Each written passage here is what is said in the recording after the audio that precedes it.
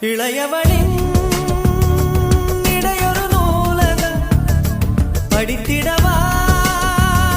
பணிவிடும் இரவுகள் ஆயிரம் இடைவெளி எதற்கு சொல் நமக்கு உன்னாட ஒரு முறை விடுமுறை எடுத்தால் என்ன என்னை தீண்டக்கூடாதென